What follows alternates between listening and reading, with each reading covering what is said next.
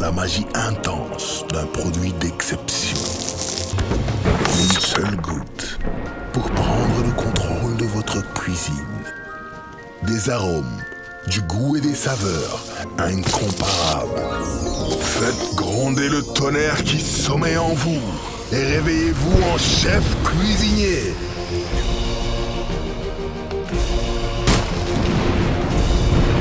Laissez-vous emporter par nos produits variés pour vous transporter dans l'univers culinaire réinventé de Caddy. Agrémentez vos fritures, vos marinades et vos sauces avec nos savoureux produits faits de vrais ingrédients. Idéal pour toutes vos idées culinaires. Faites-nous confiance et maîtrisez votre cuisine. Caddy, réinventez tous vos plats. Bienvenue dans le showroom de Ombilico Ameublement. Ombilico a toujours été connu comme spécialiste de l'élégance et des plus belles robes de soirée. Mais depuis quelques années, le showroom de Ombilico a changé en ajoutant une passion, la passion de l'ameublement. Regardez vous-même. Bienvenue au 3e étage du showroom de Ombilico. Regardez ces lits de classe avec le confort, les meilleurs prix pour un ensemble chambre à coucher de qualité supérieure, juste pour vous accompagner. Regardez. Le meilleur de la décoration d'intérieur, oui, la décoration d'intérieur est une passion chez nous. Une passion. Regardez, appréciez, je sais que vous allez aimer. Faites un détour chez Ombilico Ameublement, vous serez agréablement surpris. Connaissant votre exigence pour la qualité, le rapport qualité-prix se trouve ici. xoolal suñu salon Ombilico yi lii ci salon yoo xam ni mosoo ko gis fenn te salon yi njëkk yi ci boppam dafa àndandoog douceur ni Ombilico àndeek douceur ci lépp. xoolal ma lii ci salon yu rafet xoolal ma lii ci décoration d'intérieur. léeg-léeg nga ni sofa tubaab baa ko wax léeg-léeg nga ni table basse tubaab baa ko wax léeg-léeg nga ni ensemble salon en cuir tubaab baa ko wax léeg-léeg sax nga ni ensemble chambre à coucher bu rafet waaye xoolal salon yi nii nga xam ne noonu la rafetee. suñu mannequin bu yanj bii di Aram dafa ñëw ngir changer li nga xam ne moom moo di ameublement am war a tànn salon yu rafet salon yu toog tànn tamit chambre à coucher yoo xam ni macha allah lii lépp ci ay salon tànnal sa bu la neex ci qualité Ombilico Ameublement. waxoon naa la ko de loo am ñëwal Ombilico jàppale la loo am ci xaalis ñëwal sax ngay verser ba mu mat nga daal di jël li nga xam ni moom moo di sa salon. Ombilico dafa jug ngir jàppale la gunge la ñëwal xool suñu showroom da ngay yéemu ci li nga xam ni moom moo di suñuy meuble yoo xam ni lépp qualité la. ñi ngi nekk fii ci wetu stadium Marius Ndiaye stade basket bi fii ci Liberté 1 jëlal suñu numéro de téléphone 33 825 89 57 wala 77 762 37 47 wala sax 77 519 18 04. tànnal sa salon tànnal sa meuble de couloir tànnal sa chambre à coucher wala sax nga daal di tànn say meuble ma fière ci Ombilico nu mu évoluer tey jii ngir servir bépp sénégalais.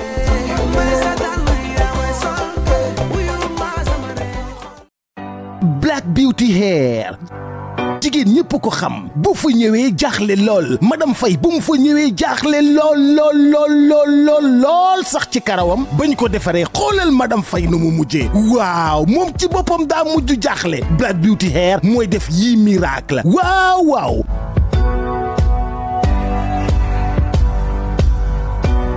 madame Faye ni kontaan na lool sax. gannaaw madame Faye ki nga xam ni moom moo di Awa daa di yegsi jaaxle lool ci boppam moom ci boppam dafa mujj tiit ci boppam naka lañ ko mën a defaree ba mu baax ba ko Black Beauty Hair ne pare nga ma mu ne pare na waaw Black Beauty Hair daa di ñëw lii la def Awa ci boppam gëmeewu ko xoolal li nga xam ne moom moo di liggéeyu Black Beauty Hair Black Beauty nii rek ngeen mën a mel toppatoo jigéen ñi madame Sall daa di ñëw xoolal madame Sall moom karaw ga coqatiku leel ba avancé lool ba ñu ko jàppee ba defar ko ba ñu ko defaree ba noppi xoolal madame Sall waaw madame Sall ci boppam gëmeewu ko kon ñëpp ñu ngi waajal di dem fi nga xam ne moom moo di Black Beauty Hair bañ ko waxee ki nga xam ne moom moo di Alima moom tamit mu daal di ñëw ñu ne ko Alima yow law bëgg mu daal di wax li mu bëgg ñu daal di ko ne Alima ay ca kon ñu dem Alima xool leen na nga xam ne noonu la ko Black Beauty daal di def Black Beauty Hair kenn du ñoom Black Beauty Hair waaw ñoo mën a sagal jigéen toppatoo ko ci wàllu coiffure. xoolal madame Fall keroog madame Fall ba mu ñëwee ñu xool bopp bi daal di koy defaraat daal di ko ne madame Fall pare nga mu ne waaw loo bëgg mu ne bàyyi naa leen sama bopp.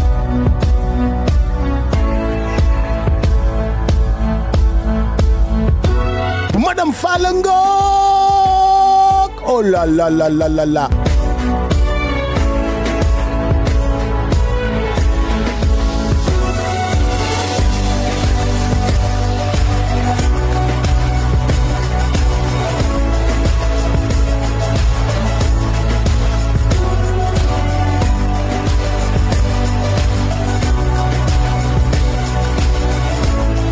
Black Beauty Hair nekk fii ci rond-point JVC fii nga xam ne moom moo di ci 2 voies Sacré-Cœur yi wala centre ville suñu numéro WhatsApp 77 767 46 46.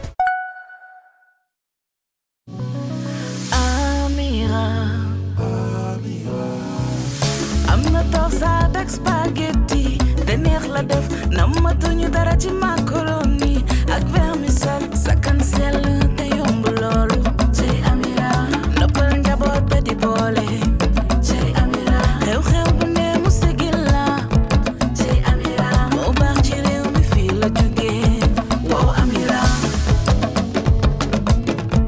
cey Amira moom moo ñu doy cey Amira Amira moo neex a neex wow Amira Amira moom la ñu taamu cey Amira Amira togg buur.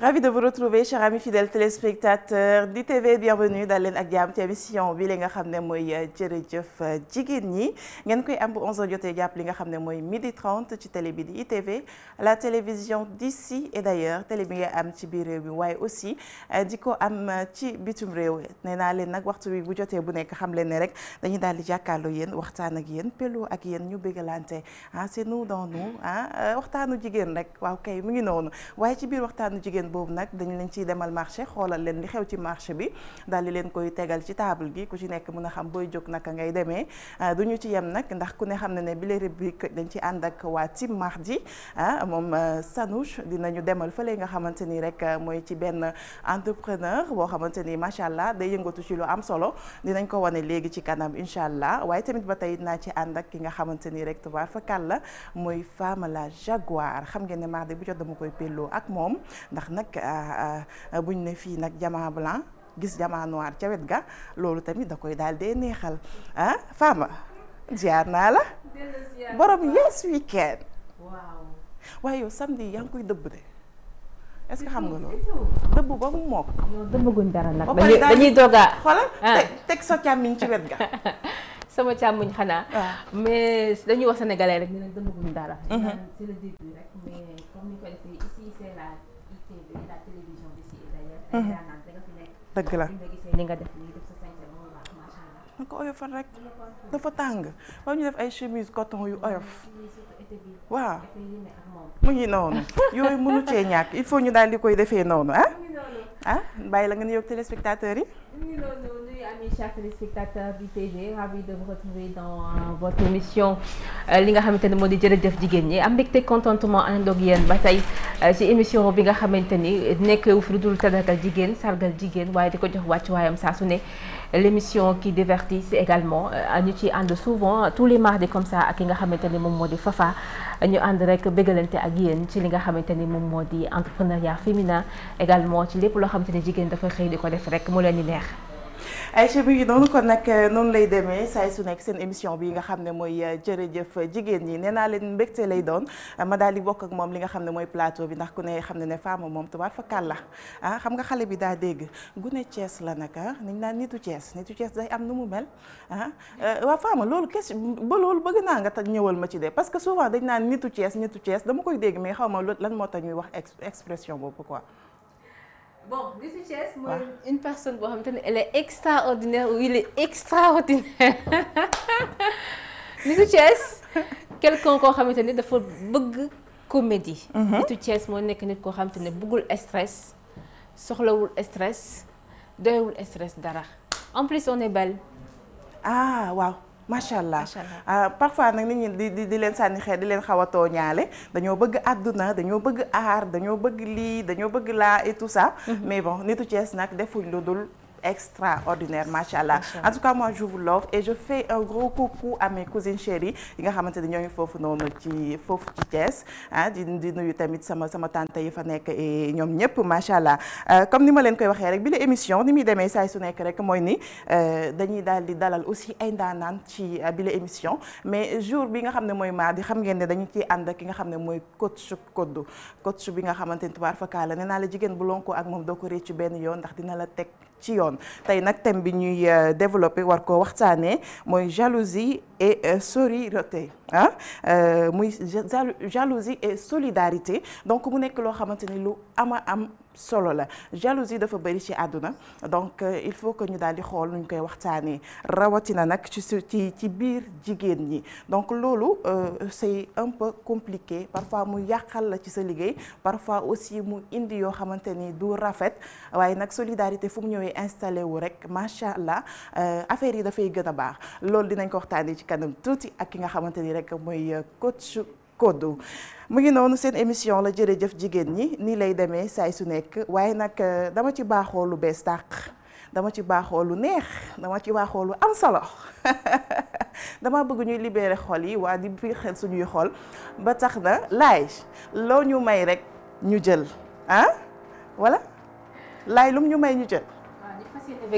ñu bégalante féexal suñuy xol balaa ñuy dugg ci les choses sérieuses laay may ñu foofu noonu benn affaire rek ñu xool yëngal suñuy màgg déggal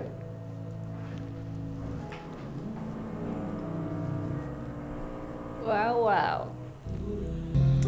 gis nga li nga xamante ni mooy musique ñiy woy yal na yàlla guddal seen fan parce que parfois ñu fekk la ci benn état yóbbu la feneen dafay naatal xol dàq stress ba pare daal di lay apaiser surtout bu fekkee ne kii woy sa chanteur préféré wala sa chanteuse préférée xam nga des fois di nga ko waxee léegi da nga nekk ci état yoo xamante ne y a que la musique moo lay mën a permettre nga giif comme ni koy wax te musique boobu souvent mbëggeel la ci bokk parce que ko xam ne mbëggeel li muy def si yaramu doomu aadama bëgg nit mu bëgg la sentiment boobu noonu c'est autre chose moo tax message bu may lancé rek mooy bëggante leen vu que la vie est dure ñu jéem a bëggante rek te xamante ni mbëggeel moom yaa quelque chose doo ci am pertement mukk mbëggeel dafa am solo parce que nag mbëggeel moo lay yokk di la yóbbu fu sori mbëggeel yemul rek ci góor ak jigéen si mbëggeel entre copines entre collègues entre frères et sœurs parce que parfois nga dugg ci kër yoon frères ak sœurs yi dañuy rayante di xeex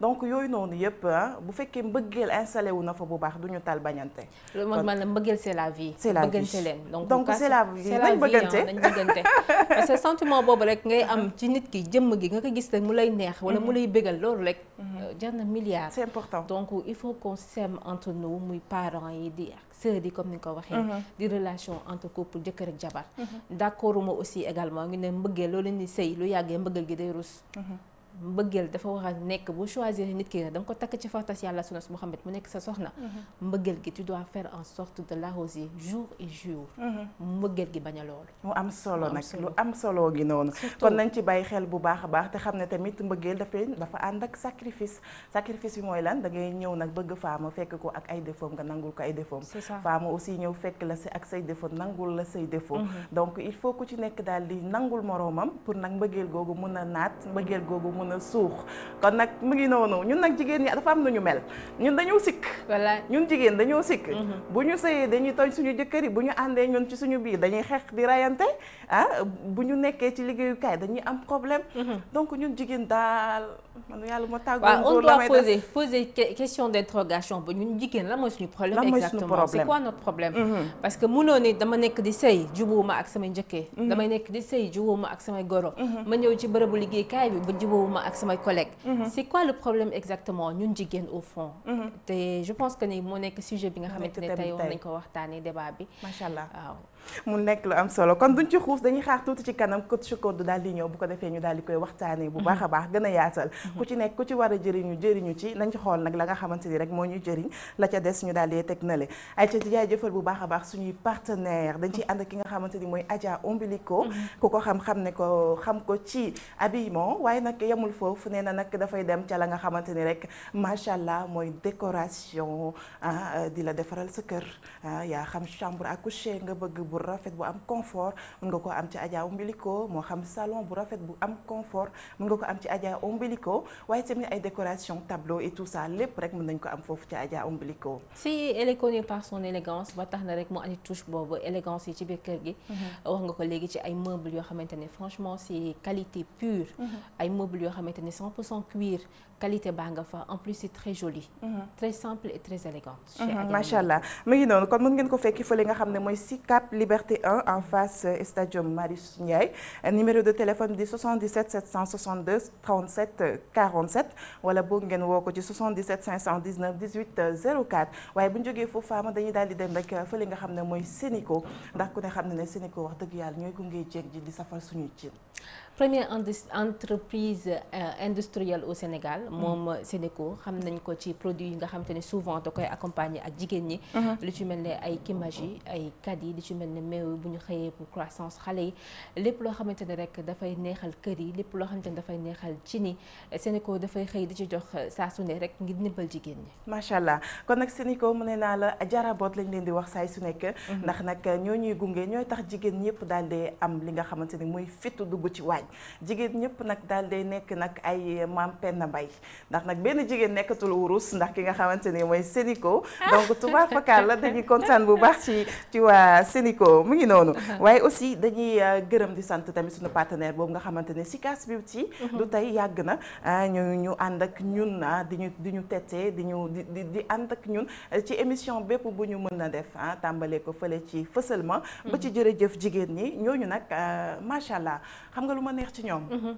seen parfum boo ko laalee oh femme xam nga dañu naan parfum bi def 24 heures waaye ñoom seen parfum day def 72 heures mën naa ne sax à vie parce que da nga koy fóot yére bi mu ciy des di xeeñ di neex waaye est-ce que laal nga seen maquillage loolu amul pertement amul pertement le fait que nga jël parfum pare même ba fóotee yére bi parfum bi ci des loolu amul pertement donc comme ni nga wax léegi ci seen maquillage xam nga ñoom ay partenaires lañu au quotidien pour les femmes ci maquillage da xam nga jigéen dañoo bëgg àddina maquillage bi ci fond de teint noir bi keroog wax naa ko maquillage yu Sicas Beauty rek ngay dem fekk fa teint noir boo xam ne dafay adapté à la type de peau waaw incarnation nit ki nga xam du am démarcation foofu rek ngay dem aussi fekk fa teint clair wala teint xees pecc boo xamante ne boo ko utiliser jarul ngay mixer ay fond de teint pour am couleur bi nga bëgg parce que ñoom dañuy respecter d'abord les teintes moo tax ci ay farage ci ay rouge à lèvres yoo xamante ne dafay mat brillant donc di leen jaajëfal bu baax a baax ci seen partenariat macha allah kon di leen jaajëfal ñoom Sicas Beauty ñu nekk fële nga xamante ni rek mooy Saly ñoom nag boo demee ba fi nga xamante ni rek mooy ci côté Auchan bi route de Saly di leen fa fekk seen numéro de téléphone di 77 294 99 49 doxantu leen fa képp koo xamante ni jigéen nga bëgg maquillage yu baax yoo xamante ni même tàngoor bi du diis ci sa yaram du la sonal te aussi di nga am sa teint di nga ko fa fekk donc doxantu leen foofu ci en plus dafa am ay base yu am important parce que mën nga maquillage après mu andi la ay picc ak ñoom seen mais ñoom boo utiliser seen base matifiant seen fixateur mën nga maquillage 72 heures sa maquillage bi du bouger. macha allah gisal loolu Aïcha kon li ñuy def rek mooy Fama dañuy dem directement rek daal di seeti ñi nga xamante ni mooy Penda defal nañu doxantu comme ni muy defee rek dem marché ñu xool Penda fi mu ñu demaloon daal di ñëwaat léegi ci plateau Sénégal d'accord que jigéen ñi ñoo yor réew mi mbokki ITV nuyuwaat naa leen amaan mbégte ak contentement bu baax a baax ñëwaat ak yéen seen rubrique dem marché tey nag ñu ngi ba Petersen ku ne xam ne ñu ngi jëm si màggal gi moo tax dañuy daal dugg ndànk ci biir xool saak yeeg daal fu mu toog ak lan mooy tendance bi acca nogay rek may daal di topp ñu dugg si biir ndànk. maam góor la waaw maam góor fay marché bi de xanaa jàmm ak salaam daal jàmm ak salaam tàngaay bi de moom fi mu toll nii moom daanaka robu été yi ñoo ëpp lu muy jar moom comme robu coton yi ak affaire yooyu noonu yooyu ñoo ëpp luy jar si tàngaay bi quoi client yi moom comme ndànk-ndànk rek waaw comme dam ndànk-ndànk rek robe yëpp bokkuñu prix moom bu si nekk ak prix non bi moom sans départ rek si client yi ak waxaale bi waaw sans départ rek da ngay waxaale bu juboo daal ñu koy jëndaat fii si chinois yi di jaayaat pour man si am dara na tey dañuy mélangé waale am nañ dèjà dañuy jaay yu Colobane yi ñi nga xam ne waa Colobane dañuy ñëw di indi fii duñu jaayaat ñuy jaayaat dañuy mélangé daal dañuy jaay importé bi dañuy jaay local bi boo xoolee màggal gaa ngi ñëw mais clients yi tamit ba léegi nii fi mu ne nii xañ na bu si kanamee affaire yi dina changé parce que tey dëkk bi temps yi gi nga ko dafa dëgër moom dëkk bi dafa dëgër moo tax affaire yi taxaw nag pour l'instant nii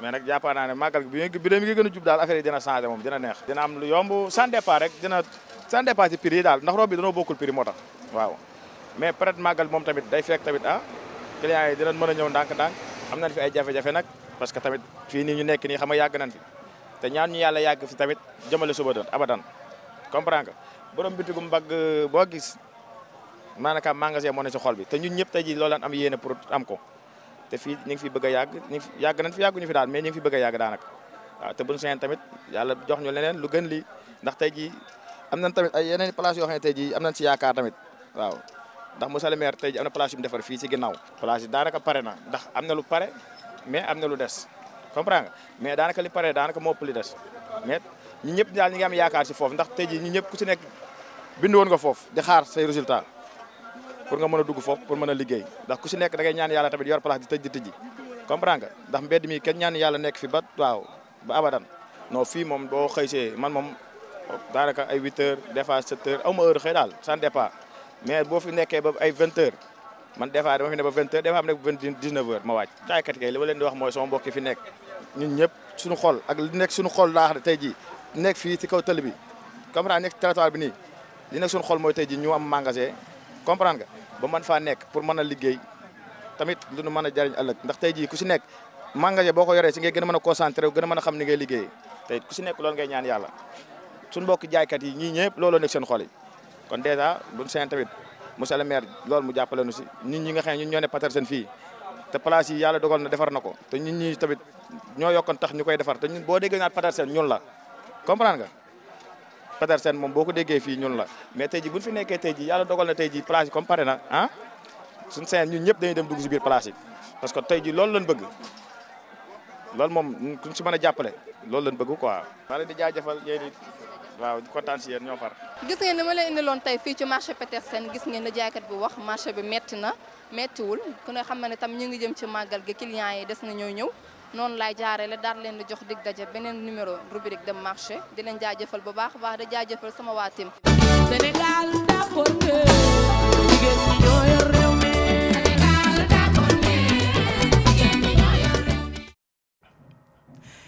ay ci mu ngi noonu di ko jaajëfal bu baax a baax moom Penda kooku nag mooy caatu li nga xam ne mooy émission bi di jërëjëf jigéen ñi nee naa leen dañuy demal marché rek di ñu xoolal à chaque fois li xew ci marché bi parfois aussi ça dépend événement dafay am mu daal di xooli ndax dañoo jublu li nga xam ne mooy màggal te comme ku ne màggalu Tuubaa xam ne nag am na lu bëri loo xam ne dañ koy soxla ci marché bi donc loolu la ñu demoon xoolal ñu actuellement nag xam naa ni tissu yi tamit wanteer gi dina jax waaye tamit am na ci yoo xamante ni soo ko bëggee dina xaw a cher. Màggal Touba moo nekk événement national. takku jóg dem Touba. naa la ko wax takku rek jóg. takku jóg te dafay am yu boo xam te dafay ànd ak moom pour ñun jigéen ñi. nga war a xool yëre boo war a sol. première bi nga xëy di nuyu kii gars yi surtout ñaareel yi. waaw ñëw mbaa nekk ngeen ba suur. nekk ngeen loolu xewalu Serigne Touba la. xewalu Serigne Touba waaw ñoom dañuy sañse ba baax lu ñu liggéey de. yaa ngi te ma ci bi waañ ba di dëbb këru si ñoom ñu sañse ba jekk taxaw naa leen mbaa lekk ngeen ba suur xewalu Serigne Touba gi la. dëgg la noonu lañ koy defee. ñaareel te man li ma neex ci Touba xam nga la neex na ma waaye métti na tamit. mooy ni da ngay lekk. li ma neex ci Touba neex na ma waaye day métti parfois. waa du li ma foog da ngay lekk faama. ñu naan la lekkal pomme baa ngi pare di la ko bóof. banaana baa ngi lekkal boo ne suur naa ñu lay pousse rek lekkal ngay forcer ba rey sa bopp. man am naa sama benn tata boo xamante ni foofu lay dal chaque année muy tata Diar maa ngi koy nuyu bu baax a baax di nuyu aussi ki nga xamante ni mooy sama tonton Lamine ñoom tonton Serigne ñoom Bas ñoom ñëpp maa ngi leen di nuyu di leen ziar bu baax a baax da ngay dem moom lekk gi par force la te kër yi dañoo dend nii mais est-ce que les kër yi dañoo dend toilettes léegi kii da lay wax ñëwal lekk keneen tamit ne la ñëwal lekk il faut nga dem lekk fépp léegi yow balaa ngaa lekk da nga laajte ndax toilettes yi ñoom c'est disponible avant tout loolu ngay war a lijjanti d'abord avant ngay lekk yow def sa biir. effectivement non mais c'est compliqué mais bon sant yàlla la bu baax ndax nag benn yooyu ñuy def moom. xam naa ni séeréer yi dañ ciy kontaan lool tubaar fakal la. waaye occasion la également ñu wax leen ñu wàññi prix marché bi. waaw waruñu ne événement ñëw na rek yokk soble bi yokk pomme de terre bi tissu yi ñu yokk ko. ba yow li nga bëgg sentir ko ci màggal gi sax doo ko mën a am. waaw donc occasion la ñoom tamit ñu def ci xewlu Sëñ Touba gi rek wàññi lépp mu mën a accessible ci ñëpp ñoo xamante ne rek da ngay waajal màggal gi. occasion la man aussi également de faire un petit coucou à Serigne Modou Bousso Dione borom jinne yi kooku c'est mon beau-frère chaque année dafay organiser li nga xamante ne moo di màggal Touba ak biir këram Madina Fall Thiès danaan képp koo xamante ne mënoo dem Touba ñëwal fii sama kër Touba ngi fi ndax lépp lu am Touba rek am na fi jumaa ji rek a fa amul moom aussi di ko nuyu bu baax a baax di ko ziyaare chéri maman Faye ñaareel xatu jëkkëram di ko bëgg bu baax ayca ñoo ngi koy nuyu di ko ziyaar bu baax a baax di wax ne rek marché bi tamit nañ xoolaat prix yi nañ wàññi mbir yi bu ko defee mu daal di yemb ci ñëpp ku ci nekk mën a bëggal sa bopp te nag bu kenn def loo mënula def leen lu yem rek te ñu waajal tamit màggal gi daal di dem màggali ci jàmm la fa sëriñ ba bëgg ñu def ko lam fay tere tamit ñu daal di koy moytundu xam ne rek su boobaa màggal dafay gën a baax day gën a neex li ñu def wax également ak chauffeur si waaw chauffeur yi daw ndànk dal ndànk ak yokk paas yi waaw pour quelle raison doy na waar li ñu war a wax dafa bari ci màggal Touba gi li ñu war a wax ci Sénégal dafa bari chauffeur si nañu daw ndànk dal ndànk yàkkamti jëli client biir Dakar wala biir Thiès bu yóbbu Touba bu mu tax nga saa mbakkanu jàmbur dëgg la donc nañ def ndànk daw ndànk dem ci jàmm dellu si ci jàmm dem ci jàmm dellu si ci jàmm commerçant yeeg ñëpp ku ci nekk am nga ci sa part de responsabilité kon nag ku ci nekk la nga ca war a def ko ci rek bu ko defee mbir yi daal di neex Fama dañuy enchaîner rek ci beauté plus waaw fan lañ demoon surprise la surprise dañ ci ànd ak téléspectateurs yi ñu dem ñëwaat laay surprise Sénégal d'accord ne jigéen ñi ñoo yor réew mi Sénégal d'accord ne jigéen ñi ñoo yor réew mi. asalaamaaleykum man la Dabina Samb esthéticienne bu Abi Fassène Spa alors tey dama ñëwoon defal leen benn démonstration ci sunu soin de visage yi ñuy def mais balaa ma koy commencer dama koy démaquiller consulter ko xam ban type de peau la am bu ko defee ñu commencer procédure soin de visage bi. maquillé naa sama cliente ba pare damay dem ak moom ci machine bi ñuy détecter type de peau bu ma xam ban soin laa ko mën a defaral. alors là peau mixte lay doon donc soin bi ñu lay defaral pour soin peau mixte la ñuy produit à base de plantes pour réduire gras bi hydrater côté yi nga xam ne mooy zone sec bi mu ngi noonu. alors produit bi may utiliser c'est à base de organique bio moom laa koy defal parce que bi ma ko consulter peau mixte la yor alors produit bi 2 en 1 la da koy hydrater en même temps aspirer imperfection yi nekk ci moom yépp donc moom laa koy defal pour peau mixte la parce que bi ma seetloo zone T bi dafa am ay impureté ba pare pores yi dafa xaw a dilaté wu donc gamme bi ma koy utiliser loolu mooy pour traiter les imperfections la moom laa koy defaral gommage masque sérum yépp moom lay composé. léegi dañuy commencer procédure de soin de visage.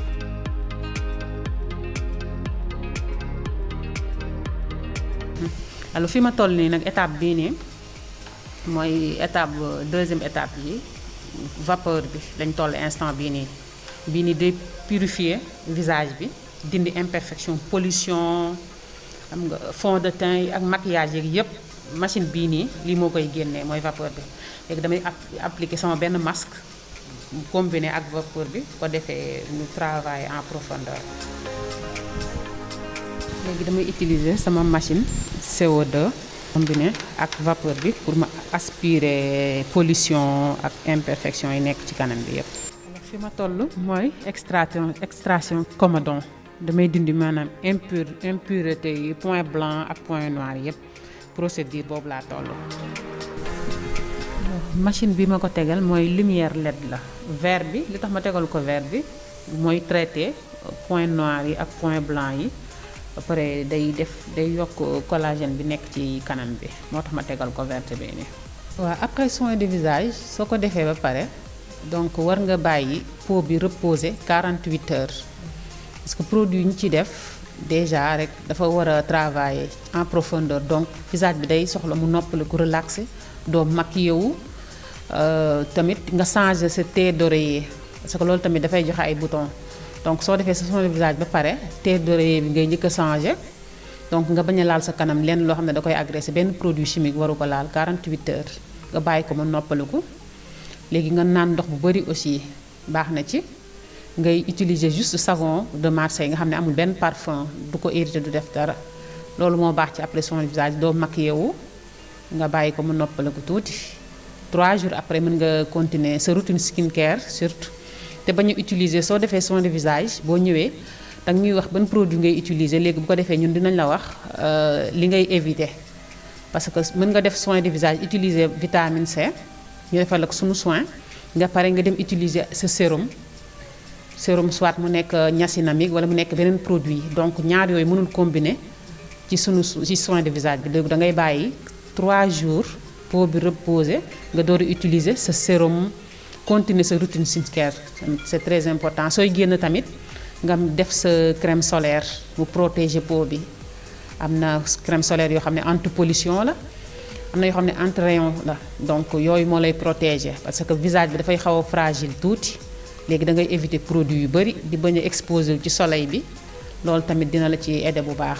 ñun suñu matériel suñu paree machine bi mi ngi ne la stérilisateur la ñuy utiliser ak suñu alcool donc avant cliente bi di ñëw dañ lay defal la ñuy stériliser soo wootee sa rendez-vous rek dañuy stériliser matériel yi di la xaar suñu paree aussi lépp lu utiliser lu jëm ci ay pinceau ay pince fer yooyu yëpp dañ koy stériliser waat alcool bi moom daf ñuy jege tout le temps moom la ñuy nekk gants yi dañ koy dindi drap yi aussi dañ koy changer chaque séance bu ñu def dañuy changer drap bi serviette yi aussi dañ koy fóot dañ ciy def ndox bu tàng bu am benn bactérie weer ko ci naaj bi. Sénégal d'accord que jigéen ñi ñoo yor réew mi. Sénégal d'accord que jigéen ñi ñoo yor réew mi. Sénégal d'accord que jigéen ñi ñoo yor réew mi. Sénégal. Aïcha mi ngi noonu ñu àndoon ceeg Fama beauté plus nee naa la man beauté plus dafa ñor lool parce que nag xam nga yàlla dafa def ne bu fekkee ne taaruwoo il faut ngay bëgg di defar sa bopp. Qui t'a dit ça? dama ko xam rek xam sa bopp ci jaamu yàlla bopp. non je suis pas d'accord. boo taaruwul da ngay xam sa bopp di defar sa bopp. moo tax man dama bëgg beauté plus. waaw mais je suis pas d'accord tu es une personne magnifique. extérieurement tout comme intérieurement. machallah waaw. j'ai des chairs de poule. ça moom bul ko sax di répété ay nit di ko dégg. franchement non Fama rey nga sama yaram bi émission bi est-ce que dañ ko yeggali man fi mu toll nii man sama yaram bi daw na ah. non c'est qualité rek laa wax merci c'est gentil yow kenn du yow macha allah. mu ngi noonu comme ni ko waxee rek beauté plus ki dem seeti woon ki nga xamante ne moom moo di Abi Fashion. nekk fële ca Grand Yoff côté dibiteri Korom ak Faye. moom tamit ñu doon defal démonstration li nga xamante ne moom moo di soin de visage ndax c'est important. de temps en temps wala chaque mois wala ci année bi 2 fois par an. nga dem def li nga xamante ne moom moo di soin de visage jéem a xam sa type de peau xam les problèmes yi nga xamante ne yaa ngi koy am sa kanam moo gën nga bàyyi sa kanam rek moo am ay picc. wala nga bàyyi sa kanam moo am ay imperfection. donc moom nag mu ñu doon defal démonstration ci li nga xamante ne moom moo di peau mix. peau mix façon soin de visage bi nga xamante ne moom nga ko mën a def pour équilibrer kanam gi nag ko xam ku ne xam na ne peau mix souvent partie T bi dafay niin. donc defal ñu li nga xamante ne moom moo di massage ci visage bi def ay produits yoo xamante ne dafay adapté ak li nga xamante ne moom moo di type de peau bi. donc di leen jaajëfal bu baax a baax ci li nga xamante ne démonstration bi defal nañu ko. ci biir surtout sama genre gi nga xamante ni seen peau dañoo am peau grasse. dañuy am excès de sébum. dafay baax souvent ñuy daal di dem defi li nga xamante ni mooy soin yi parce que soin bi tamit moo lay dimbali nga mën a kii surtout tamit. dañuy maquiller wu tous les jours. surtout et aussi on doit bi. prendre soin de nous hein. Voilà. On doit prendre soin de nous le fait que nga nekk ci waañ bi rek. ngay togg saxaar si di dugg sa kanam gi. di ubbi ay pores yi tax na rek nga war a mën a dem benn jour rek spécialement boo xam ne koy dédier sa bopp ne damay dem def li nga xamante ne moom moo di soin de visage ci Abi Fashion wala damay dem def soin de visage wala pédicure manicure ci Abi Fashion macha allah ñoom mën nañu ko loolu te ay produits de qualité haute qualité yoo xam ne après du andi benn problème ci sa peau. moom lañ nekk bu ñu la defaree soin de visage pare bu la neex nga génn ci naaj bi tàng bi du la génneel picc du la andil problème du la andil dara. ndax dañ koy def ci norme yi. soin bi am na nu mu war a demee boo est-ce que da ngay def soin bi rek après mun nga maquiller wu def lu la neex. non ñoom dañ lay wax comme carrément ne la boo defee soin bi ba pare mën nga toog 2 à 3 jours yoo xam te ne du maquillage. d'accord jarul maquillage parce que déjà da ngay agresser sa peau. produit bi nga xam te ne mën nga ko utiliser du mën na nekk produit boo xam ne qualité. bon marché lay nekk après mu andi la ay imperfections ci sa visage. d'accord boo xasee ba def li nga xamante ne moom moo di soin de visage t'as pas besoin nga jël ay produits. di ko def sa kanam wutal sa benn crème solaire.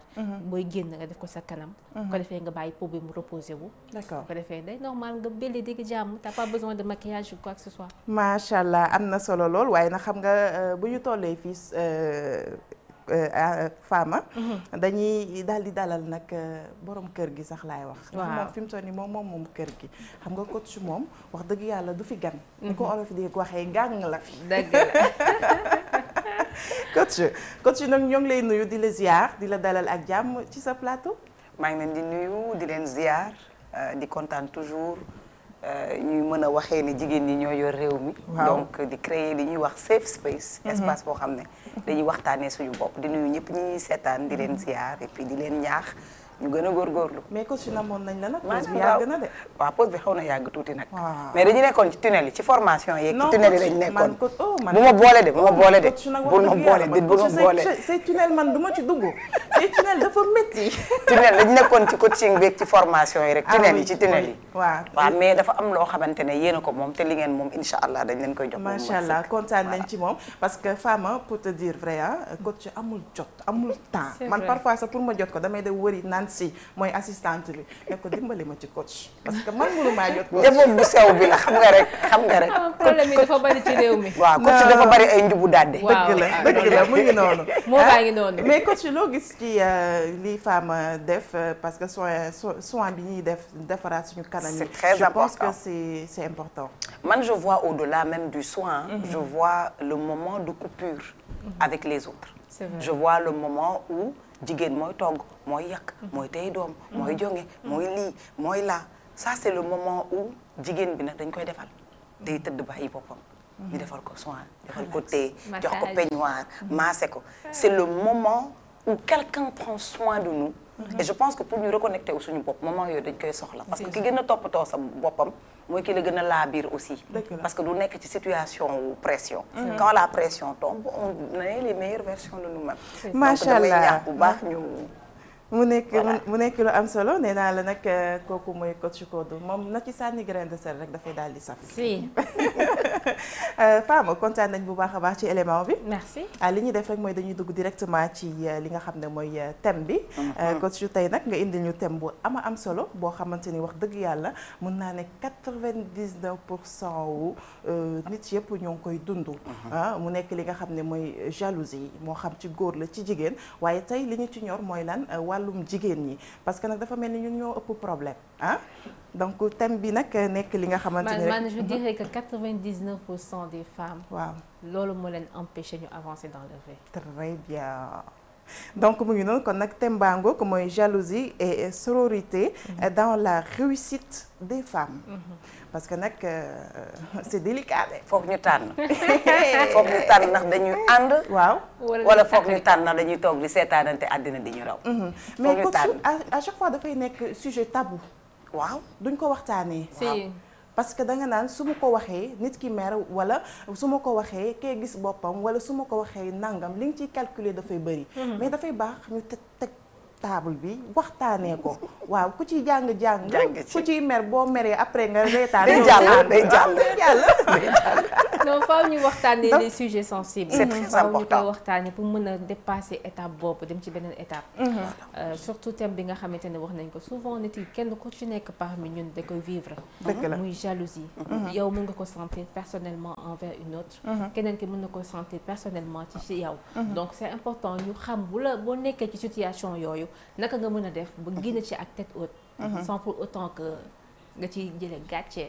waaw nga ciy waaw feeñ. waaw yaa ma gën a xam. Aïcha coach est là pour ça donc coach li ñuy ñëwal rek mooy définition wu jalousie. voilà donc la jalousie émotion la comme émotion bu nit mën a am donc mën nga nañ ko ressentir de manière normale parce que bépp émotion rek émotion bu normale la su normal woon duñ ko ressentir waaye jalousie dafa doy waar parce que dafa nekk émotion bu négative boo xamante ne ñu ngi koy yëg ci ñun parce que dañu percevoir ci it succès wala réussite wala nu mu mel wala jikko des fois nit soxor ba soxoree da sa jikko waaw wala jikko wala ñi la ñeneen ñi bëggee en tout cas succès beneen nit dafay nekk loo xamante ne ñun duñu à l'aise dessus même bu dee accepté wuñu ko sentiment bu gaaw la dafa gaaw donc am na ñoo xamante ne dañ koy pousse rapidement daf leen di dal 2 secondes ñu pousse ko sans pour autant ñu ne c'est un miroir je dois m'arrêter et je dois me poser la question lan moo tax succès Fafa wala lan moo tax ma seen ko rek pousse image am parce que daf ma soof te xamuma ko c'est parce que les autres sont notre miroir donc dañuy rappeler li ñu war a def te defuñu ko rappeler ñu fi ñu war a yegg te yegguñu fa rappeler ñu limites yi ñu jox suñu bopp te pourtant mënoon nañu dem fu sori donc sentiment bu normal la mais dafa war a warul sampu te dañu war a reposer wu la question lan moo tax ñu ressentir ko et souvent jalousie si ñu manque d'estime de soi la matrice bi ma doon wax xam naa il faut que benn jour ñu di jël ko émission lu mu parce que xale bi nit ki buy tabax boppam bu nekkee xale dafa am yoo xamante ne bu ci manqué boo demee ba nekk mag nag dafay feeñ ci sa comportement ki soxor c'est pas parce que dafa soxor juste parce que du nit bu baax des fois dafa soxor parce que fi ñuy tabaxee estime de soi mooy réputation bi nit di am ak boppam foofu tabax bi normal donc day ressentir jalousie plus facilement que quelqu'un boo xamante ne dañ ko doon wax tu es belle tu es une princesse tu mérites de vivre et ta voix mérite d'être entendue xam nga kooku uti nag ki ñu naan toogeel nii noppi et da nga bari wax yow dimbali ñoo ak sa ñaawaay ñooñu duñu bokk capital donc ki ñuy maltraité day gën a am capacité soxor que ki nga xamante ne dañ ko may mu épanouir ci xale donc c'est des bagages c'est un héritage dafay visible souvent wala mën na bañ a visible parce que sentiment xam nga nit mën na am sentiment te doo ko gis mën nga di ànd ak nit bu la jege mu soxoree la mais soxor bi sax mën na da ngay gis ne nit ki tayu ko waaw day jékki-jékki ne la ah sa lu ñàkk fayda lii nga xamante ne lii moom gisuma kii yam après rattraper boppam waaw après continuer ah mais je t'aime bien mais tu es gentil parce que boobu mu ngi xeex ak boppam waaw moo tax il faut pas tout prendre personnellement nit ñi ni ñuy ressentir ñoom la concerné vous n'êtes pas responsable de ce que les autres ressentent non alors ça va plus loin c'est ce qu'on appelle le passif agressif d'accord xam nga nit bu agressifee da ngay xam ne kii daf la bañ si mais nit bi nga xamante ne dafa day waxtaan di souffler le chaud et le froid kooku passif agressif la mais comme je dis nit munoo responsable li ci keneen di def munoo responsable li ci keneen di sentir mais c'est important nga identifier yow ñi la wër parce que bu ñu duggee ci beneen sujet bi di ngeen gis l'importance de s'entourer de gens yi nga xamante ne ils ont assez travaillé sur eux voilà donc su ma déggee li nga wax mooy entourage bi déjà de base dafay jouer ci nit ki moom comme ni nga ko waxee rek traitement xale bi bàyyi leen xale yi toogee nii da nga pataa da nga ñuul da nga ñaaw nekk xale ci kër waaw ñu lay da nga def nii da nga xasaw da nga nii doo mës a mel nii waaw le fait que nga gis nit ki di màgg xale bi am confiance en elle dès le départ nga gis ne ay parents am ñu ngi naan ko tu es belle muy màgg di épanouir comme ça yow da ngay am souvent jalousie envers cette personne là et c'est vrai d'après sa expérience yow pourquoi la jalousie semble-t-elle parfois plus présente entre jigéen ñi pourquoi alors que on pourrait s'entendre à une solidarité naturelle alors il faut d'abord savoir que société yi ñu nekk c'est des sociétés paternalistes société yu góor la donc jigéen ñi déjà dañuy tàmm lu bari lu ñuy def même inconsciemment dañ koy def pour góor ñi loolu nag mooy tax course dañuy nekk ci benn forme course ak surtout posture yoo xamante ne approbation keneen ki day am valeur ci suñu comportement dafa mel ni yow tey jii nga bëgg def dara je donne un exemple tout bête man j'avais les cheveux coupés courts bi ma commencé muuru par exemple les gens me disent oui mais est-ce que du la poser problème si yenn contrat yi waaw am na contrat yoo xamante ne mënutuma ko gagner parce que damay muuru mais choix la donc c'est pas très grave am na dafa am ay yoo xamante ne ñi dañ ciy profité parce que neexoo leen woon donc là dañuy am l'excuse donc jigéen ñi dañuy am regard boo xamante ne dañ ko war a tàmm soutenir ba pare bu dee yow rafet nga yow ñaaw nga lu mu ci mënti doon il faut nga toog nga assumer nga mën ci teg les mots nga xam sa place. D'accord. nga bëgg sa bopp de manière inconditionnelle mooy ñu bëgg la nga bëgg sa bopp ñu bañ la nga bëgg sa bopp. bu ñii di bañ ngay bëgg bu ñii di bëgg ngay bëgg. dëgg la mu leer ci sa bopp. nga am réputation bu baax ak sa bopp nga bañ di wax waaw man lii duma ko mës a mën la vie est injuste man ko ma àndal mu trahir ma gis nga li ngay répéter sa bopp. day nekk sa réalité. dëgg la à la place de ça il faut se dire. li ma am doy na ma am posture alhamdulilah am posture résilience. coach mooy nga am esprit bu négatif. boo xamante ni moo lay. waaw mais nit ñee koy def ci yow ndax ce que je veux dire mooy liir bi négatiful. dëgg la mais jaar-jaar yi mooy tax nit ñi am impression bañ a accepter épreuve mooy tax nit ñi am impression que ne seen vie moo gën a metti yeneen vie dinañ gis nit ñee ko kooku ëpp leen épreuve. mais kooku posture bi muy am ci épreuve am acceptation bu mu ciy am. nangu niveau bi mu ne Sénégal par exemple ñi ngi dañuy fàtte ne yàlla mooy maye. dëgg la da ngay gis lu xas nit amoo dara. dëgg la mais loolu bind nañ ko loolu yëpp dañ ko bind kañ ngay juddu kañ ngay dee lan ngay am di nga loolu bi dañ ko bind.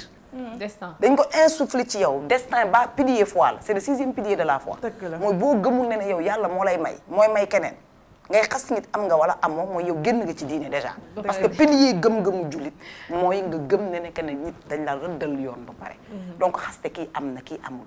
soo amulee di ko nëbb soo amee problème di ko nëbb soo su la nit ëppalee mu gêné la non ku nekk war nga picc bu xëyee suba teel di dem biir bi dara du ci nekk waaye du ñibbi si xiif. donc base bu yàlla sàkk rek am na lu mu ci def exactement mais du yow yaay tànnal sa bopp li ñuy def ci sa gémmiñ. il faut apprendre à vivre avec ce qu'on a et être heureux avec ce qui est disponible. et comme que jigéen ñi dañuy comparé wu. dañu mel ni ñu nekk ci benn scène di comparé wu. góor yi wër leen di joxe seen avis kii 10 sur 10 non kii 20 sur 10 non kii dafa màgget non kii moom dafa raspacc non kii moom dafa mool non xees moo dax non donc ñoom ñoo ñuy influencer. alors ils sont aussi atteints que nous. j'aime dire bu jigéen xeesalee souvent dafa am ay processus yu inconscient. d'abord ñun il faut ñu yegg ci benn niveau de conscience moo tax ñu discuter sujet yi. niveau de conscience mooy ngay def dara mais nga comprendre inconsciemment lan moo la yóbbu ba foofu. dëgg la tey jii boo gisee jigéen mu ne la xola coonooy toog di diwu ni mu mettee. billaay mais dafa am processus rawatina xeesal. non peu importe mën na nekk collagène mën na nekk lu la neex. mais c'est un processus. il faut nga xam ndax pour yow nga koy def. il faut nga xam ndax pour keneen nga koy def. il faut nga xam est-ce que ce cerveau dañ ko prédisposé si mu accepter nekk ci benn compétition naturelle jigéen dañuy comparer yaram. dañuy toog naan la ah yow moom sa dagg rafet na. ah yow moom da nga kii da nga loo def. solo geen ma xool non da nga takk geen mu nekk ma xool. comment on peut arriver à poser des questions comme ça à quelqu'un? et on doit s'accepter. et c'est des choses très très graves. effectivement ça peut aller très très très loin. donc da nga gis nit mu ñee nit ndax yaramam. dëgg la nga gis mu ñee nit ndax couleur bëtam. ça va loin. parce que yow mënoo ñeewaate ci des. mooy indi jalousie bi. exactement. li indi jalousie bi c'est un fait sociétal. d'accord boo xamante ne déjà jigéen ñi dañ leen teg ci benn podium di leen jox ay notes ñu nekk ci benn course bu ñu yëgul. mais comme mujjee ci mariage rek. dafay revenir ci environnement bi nga xamante ne moom il est déterminant. toujours. la preuve boo changé dëkk rek gis sa jikko soppeeku. si des fois da ngay nekk ci kër goo xamante ne da ngay kër gi dañoo habitude ñoom ñëpp di xees. yow nga ñëw pour maintenir sa teint mais souvent sa teint bi dara fetul da ngaa ñuul temps yi. wala nga jur ay doom duñu nuroo man mon fils le grand il est tout noir le petit il est tout clair. da ngay gis ci ay famille ñi ngi duñu nuroo ñi duñu ñi sew ñi mais yàlla mooy bind. mais coach yan conséquences la jalousie mën a indi ci par exemple bu fekkee ne man Fafa man jalousie daf ma dugg. yan conséquences la mën a am ci man personnellement wala yan conséquences aussi la mën a am ci bu fekkee ne groupe ngeen. alors day am conséquences yu bari. yow mi nga xam ne da nga jaloux déjà. jalousie mooy faible estime mooy peut-être troisième étape si sa matrice de construction. D'accord. yow donc déjà boo jaloué ça veut dire que yow sa xel jàpp na ne ki nga iñaane nangu nga ne àddina du dem ba nga am li mu am wala ba nga mën li mu am mën li mu mën parce que jàpp nga ne yow amoo kattanam amoo xam-xamam amoo mën-mënam. Donc ça veut dire que tu as décidé tu as conclu que tu es en incapacité. xam nga ki xool benn image en 3 secondes mu soxor. waaw décrypté wul lan la ressentir. effectivement xam nga décrypté wu ko. il se dit juste kii neexu ma ñi ñu soofee nekk fii di kii publier ak seen bon li mu soo sax rafet na mais li mu soo sax rafet na waaw moom sax rafet na mais daf ma nuru ku arrogant nuru ma ku réew. ku nuru ma ku fuuy. bañ et puis dafa bari manière. moi j'entends par exemple ça souvent chez moi. dafa bari manière ba nga ne sama yaay dafa bari manière te sama papa nangu na loolu. laissez-nous comme on est. man par contre souvent dañ may gis première image bi ñu am si nit ki rek dafa soof dafa bari tiital. parce que tu es calme. Waaw. parce que tu es réservé. ça n'a rien de parce que jugement est-ce que je suis calme. coach dama lay nettali loo xamante ni man daf ma dal bi may jàng. may def seconde dama ñëw rek classe bi bu fekk na ouverture ma ñëw ci école bu bees fekk fa ay nit ñooñu nag ñoo nekk samay xarit ba léegi.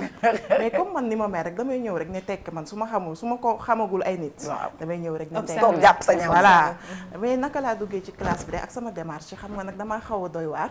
bëgg àddina waaw kii rek def nii rek dugg ndànk ak sama saak bu ndaw rek toog. ñu def cours ba pare ma génnaat ak sama saak def ni cok génn dem sama copine bi après lañ may expliquer nee nañ bi ma dugg see rek ñoom ñi nga xam ne ñoo doon groupe di toog dañ ne kii moom duñu ma sa mën a defanteeg moom. neexuñu xoolal kii neexuñu moom. kii xam naa ku soof la. mais bi ñu commencé. mais ce moment-là est crucial. voilà parce que c'est le moment où ils ont leur cerveau. à analyser que tu représentes ce qu'ils auraient voulu être à ce moment-là et qu'ils ne sont pas. voilà nit gis nga ki nga bañ. miroir la seetu la jël ko nga teg ko nga xool li la neex réellement ci moom te nga nangu. dëgg la bu la nit bañee wala boo bañee nit. bañoo ko en fait da ngay posé kenn du bañ kenn. ban sens la am nga xëy di bañ ay nit mel ni ko dof. doy na waar. c'est une guerre interne en fait. à partir du moment où nit sof na la nit ki peut-être mu ngi représenter quelque chose il faut se dire. Il y a matière. Je vais explorer pourquoi telle personne neexuma. Si tu as grandi dans un environnement où on te dit que jigéen day wax ndànk day def day wax ndànk dox ndànk. nga jékki-jékki gis koo xamante ne neex na la mais sur les réseaux am voix am truc dafa lay soof. parce que sa pensée limitante. dafa nekk en contradiction ak kooku lu muy def.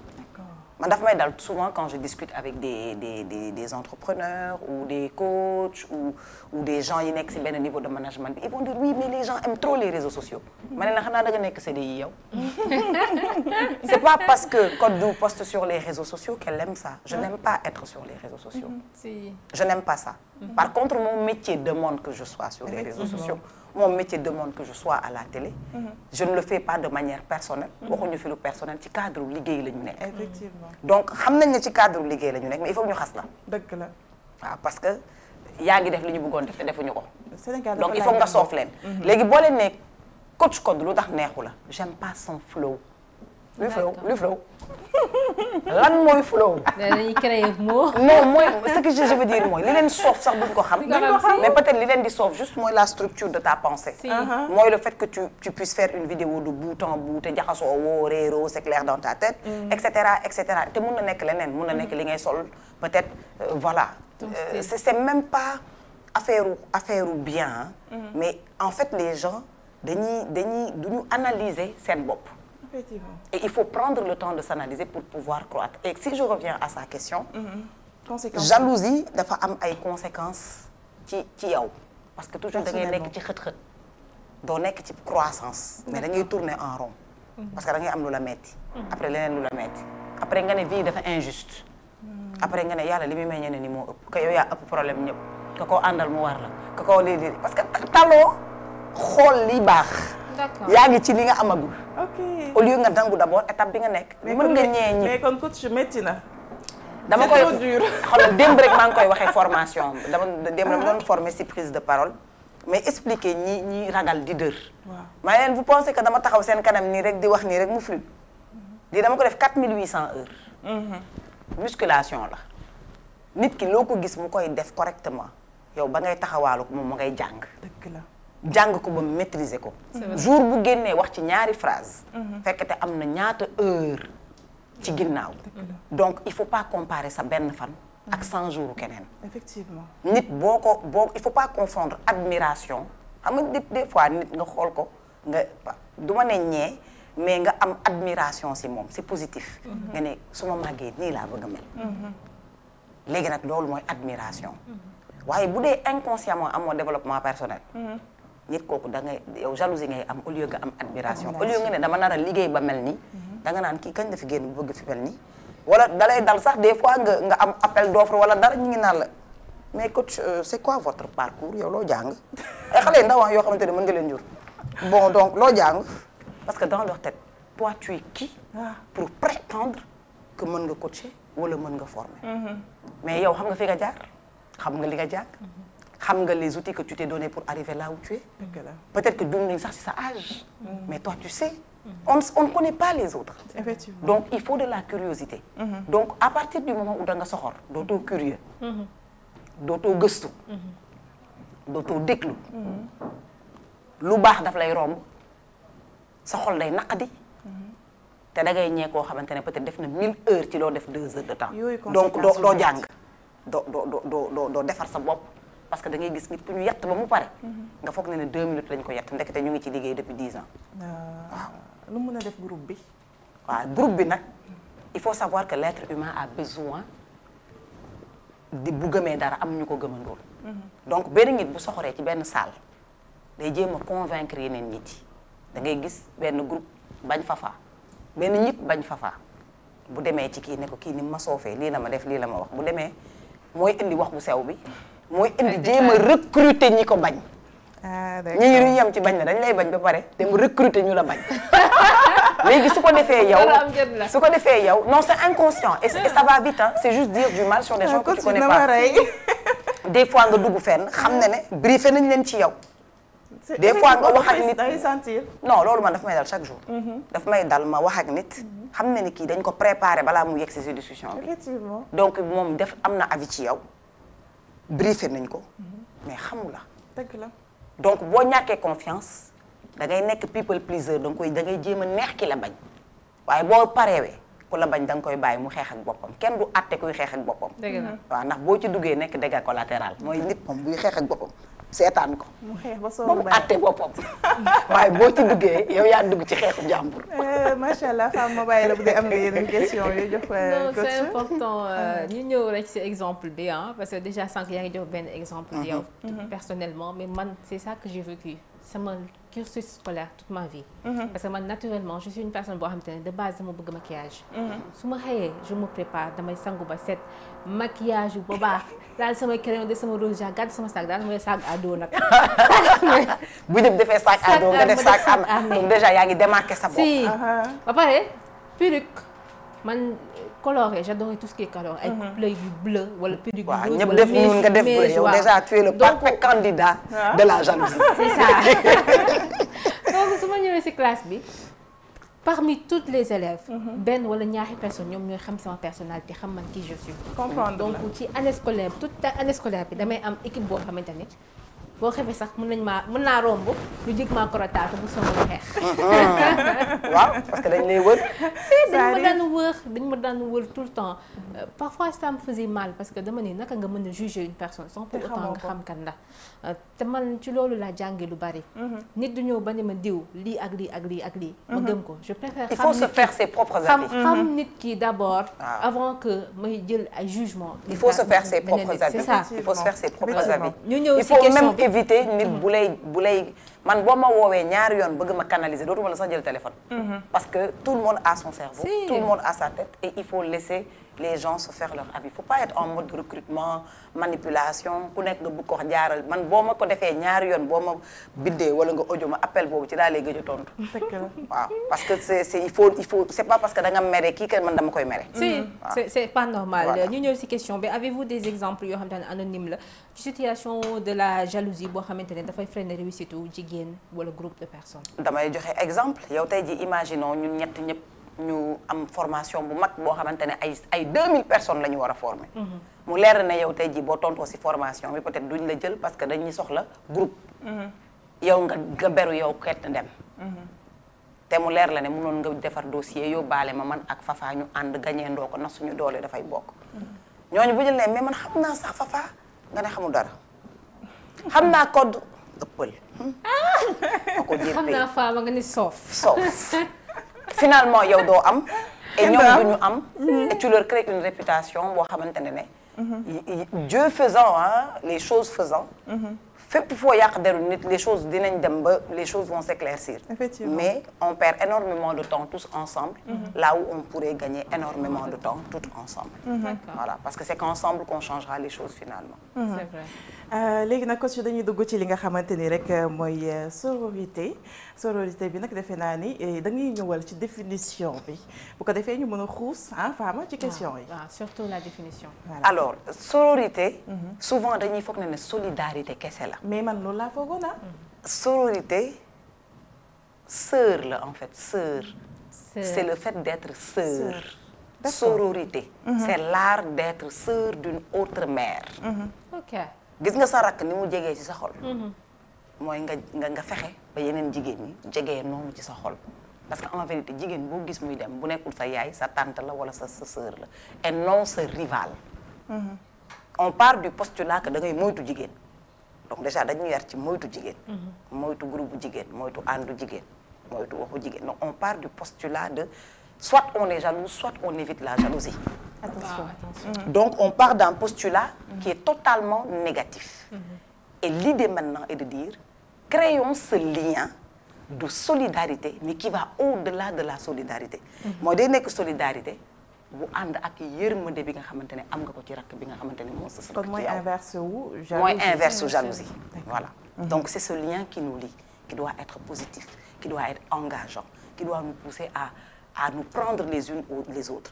Et boo nekkee sœuru nit da nga koy gindi. Sentiment de protection. Il y a la protection.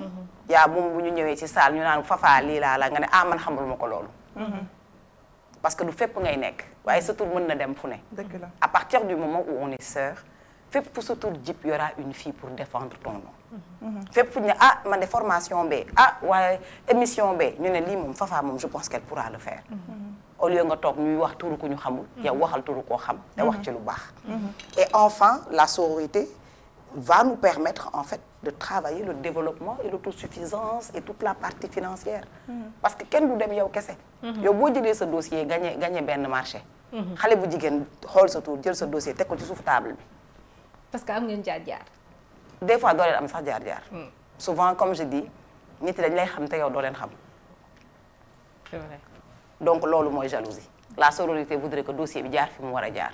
soo nekkee jigéen mu gën a gaaw nga jàpp ci ba mu sotti boo paree woo ko ne ko gis naa sa dossier jàpp naa si sotti na di nga ci jot nu mu gën a gaaw parce que boo jëlee sa temps di aider dootoo am temps wu soxor. xam nga soxor sentiment la. Si. mais sororité aussi sentiment la te la nature a horreur du vide si tu es statique et que tu ne fais rien et que tu n'accompagnes personne que tu n'aides personne. temps bi day dem nga mere ñëpp. waaye yow boo bokkee ci ñiy changer monde bi. bokk ci ñiy jàppale ci koñ bi. bokk ci association koñ bi. bokk ci association maire ya. bokk ci ñi nga xamante ne dañ leen di woo ci centre de santé bi. doo tal soxor. C'est vrai. parce que yow déjà da ngay construire sa bopp. da ngay construire sa estime. da ngay am preuve ne am nga valeur. te da ngay def li lay jox sentiment bu positif dans la construction des autres. parce que nit dafa am mission sur terre. nit am na loo xamante ne pour lekk naan liggéey. mais dafa am foo xam ne boo fa tolloo nag give back la yow loolu yaa koy jox ñi seen wàll la. dañ ko wax ci diine wax ko ci fépp. boo tolloogul foofu nag rapidement soxor mën na la dugg. mais à partir du moment où yaa ngi accompagner yaa ngi si lu positif. tey jii bu ñu nee am na nu mu tudd journaliste bu bees wala animatrice bu bees Fafa jël ko sous son aile. yow nga am stagiaire jël ko sous son aile dootoo tal leneen parce que yaa ngi tal nan ngay transférer kooku compétence. ak kooku tamit feedback bu positif bi mu lay def li muy joué ci yow day jël place bu positif bu bari ci sa àddina. ce qui fait que négativité dootul am place ndax négativité li muy bañ mooy fu vide. fu ñu deful dara. La sororité comment elle se manifeste dans la vie de tous les jours?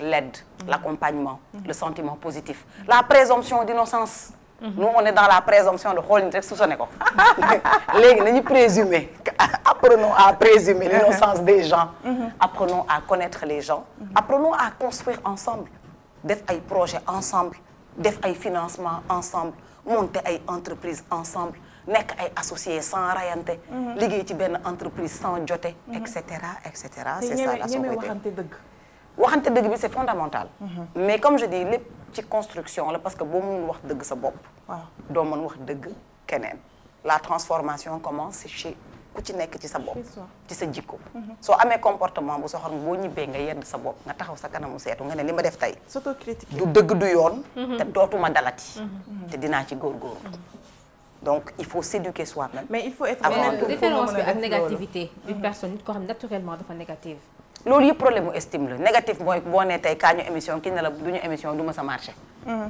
jusqu'à ce que ça marche et c'est pour ça qu'il faut une vision dans la vie parce que boo amee vision bu sori boo amee ay tolof-tolof yow ñi ngi tolof-tolof yi la ñuy gis mais yow da ngay gis ne tolof-tolof yooyu mooy escalier yi lay jëmee ci fi nga war a jëm donc nit dañ koy tabax te ñun dañu culturellement dañu am cette partie qui manque beaucoup qui était là avant mais avec la transmission ce sont des choses qu'on nous a pas transférées donc il y a une société qui est quand même assez violente mais qui n'en a pas l'air dañuy wàññi nit da nga mel nii da nga def nii da c'est très rare ñu waxante lu neex c'est très rare nit di def dara ñu ne la bravo nga posté lu am importance ñëpp di ko lire 21 000 vues en plus ñun ñi am ay page nga xam ne mën nga xool ñaata clic nga am 23 400 clics 0 commentaire mooy 23 000 nit xool nañ ko nañ ko seetaan xool fu mu jëm un bravo ne tue pas jëm sax muy voilà un bravo ne tue pas un motiver ñi nga nekkal leur donner de la force parce que ñooñu aussi ñoo la koy delloo et tu verras je vais redonner l'exemple des réseaux sociaux da ngay nekk ci réseau yi pendant 10 ans nga am ay amis duñu bouger ñoom bu ñu lancé business bind la bonjour coach j'espère que tu vas bien est-ce que sama post bi mën nga ma ko partager yow pendant 10 ans tu étais où wax dëgg yàlla tu es qui léegi pourtant même c'est pas les réseaux sociaux même pas amitié mais c'est sa famille parfois daf lay arrivé yow tu es dans le milieu nga def par exemple benn émission wala nga bëgg a ubbi benn compte nga envoyé leen juste pour ñu partager aimer pour yëkkati compte bi mais kooku ci envoyé 99% et 5 personnes ñoo lay tontu ñoo fi aimé vidéo bi 5 personnes ñu ci commentaire vidéo bi sans compter ñi nga xamante ne duñu la sax faale moo tax di nga toll foo xamante ne tu ne vas pas demander nag tu vas faire ce qu'il faut avoir le marketing qu'il faut pour que yow li ngay def nekk offre bu ñi ngi soxla ñi ko soxla dinañ ko jënd te ñi ko jënd incha allah dinañ la def feedback bu tax yow nga mën a consolider wu c'est important yenn bénéfice réel la et mesurable de la sonorité la am actuellement ci accélération de la réussite des femmes féminines sororité déjà on peut mesurer très rapidement niveau de confiance yow tey jii boo defee dara mën ma ñëw ne la bravo dafay jouer ci sa estime dafay jouer ci sa confiance dafay jouer ci sa fit pour nga mën a continuer donc le levier le plus rapide c'est d'abord que ñu mën a di defante suñu ay feedback yu honnête soo defee erreur ma ne la attention l'émission s'est très bien passée mais là il aurait fallu faire ci ça yow nga am maturité aussi pour accueillir feedback bi ne ma effectivement d'accord naa si di d'accord aussi di bàyyi si xel bu la ñaari nit waxee dara nga gis ne wax bi mu ngi dellu si nga ne y a peut-être un sujet donc l'effet mesurable c'est le fait qu'on grandisse c'est le fait qu'on puisse se faire du feedback c'est le fait que feedback boobu ñu mën ko utiliser ñu mën a améliorer wu at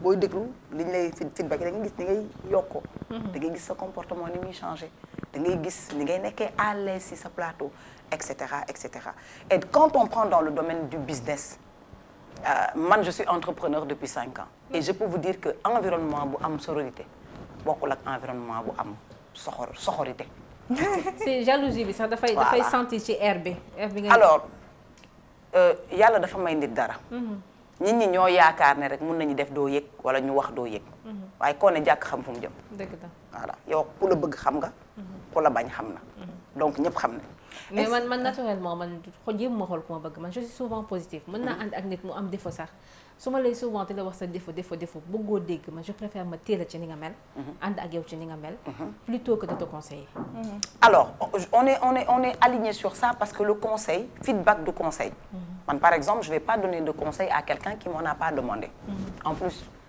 normalement le coach ne donne même pas de conseil et si quelqu'un veut du coaching, il paye. C'est un métier. Donc, man, même pour me faire respecter, c'est la logique même que je fasse payer à celui qui me demande un service. En plus, jigéen là, donc encore raison de plus pour se faire respecter parce que les gens te parlent comme si ce métier du métier. Mais il est très important de dire que nit ki sooy ànd ak moom, il faut nga nangul ko ni mu mel le temps que mu nekk ci transition. Mais yow en fonction de fi nga bëgg a yegg, ñi ngay àndal dafay déterminant. Boo àndik fukki nit yu négatif, 9 ñu négatif yow yaa leen di 10e. dëgg la parce que booy xalaat lu positif di ànd ak ñu négatif dañuy déteindre ci sa manière de faire. sooy liggéey nekk liggéeykat di ànd ak ay yaafus bi dafay feeñ ci yow. loolu moo tax ñuy wax fréquentation loolu tax ñuy wax influence. donc yal nañu yàlla may ñuy fréquenter ay nit ñu baax yal nañu yàlla may ñuy recevoir influence su ay nit yu baax ñu bëgg lu baax ak ñu bëgg yegg fu sori. amiin yaa rabbi coach ban exemple nga ñu war a mën a jox boo xamante ni gis nga peut-être jigéen wala boo xam ne dem na ba sororité permettre ko mu atteindre ay objectifs am wala sax mu daal di surmonter ay obstacles. Alors, je ne peux pas donner d'exemple parce que malheureusement, comme je dis, on n'en parle pas assez. Donc, c'est sûr que je me suis construite seule. Man, par exemple, si je dis ça, j'ai beaucoup de femmes qui m'ont aidée, beaucoup de femmes qui m'ont accompagnée. Et je me suis beaucoup concentrée sur ces femmes-là, c'est une diko daf ma neex, c'est une façon de liguer daf ma neex, ak hauteur bi ñi am par rapport aux situations daf ma neex. Man sama coach bi may accompagner business jigéen la. Sama coach bi may accompagner pour la supervision parce qu'il faut se faire superviser jigéen la. Quasiment à part peut-être côté digital bi sama coach yëpp ay jigéen lañ. ñu la njëkk ci métier bi, ñu la yéene. Et ñoo xamante ne espace bu wóor la boo xamante ne kenn du le juger pour nga mën a grandir. Donc je peux donner mon propre exemple si je suis là aujourd'hui. Li ma ko may mooy yaay bu fagaru. ay bàjjan yu takku. ay tante yu takku ay xarit yu takku ak ay coach ak ay ñoo xamante ne ñoo bokk métier yoo xamante ne dañu takk suñu ndigg boole li ñuy def. Tous les prix que j'ai eus ont été remis par des associations de femmes. Et j'en profite pour remercier le FESTIC qui est l'association des femmes dans les technologies de l'information et de la communication. macha allah di leen fàttalil na rek waxtaan bi neex na lool gis nga nii lay demee saa su nekk ak coach nee naa la ak coach moom wax dëgg yàlla dañuy fàtte sax day mel ni ñoo ngi suñu salon rek di wax lu ñu saf.